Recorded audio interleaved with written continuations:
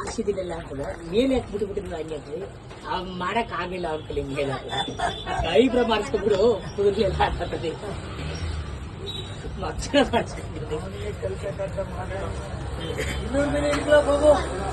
ಏನೋ ಕೇಳ್ತಾವ್ರ ನೋಡು ಕರ್ಣ. ಏನದು ನೋಡಿ, ಅದೇನದು ಬರೀತಿರೋದು? ಇದೇನಿದು ಇದೇನಿದು ಬರೀತಿರೋದು? ಸುಮ್ಮನ್ ಬರೀದ ಲ್ಯಾಪ್ಟಾಪ್ ಬರೀತಿದೆ. ನಂಬರ್ ಇಲ್ಲ ಮತ್ತೆ ಅಮ್ಕದು ನಂಬರ್ ಬರ್ದಿಲ್ಲ.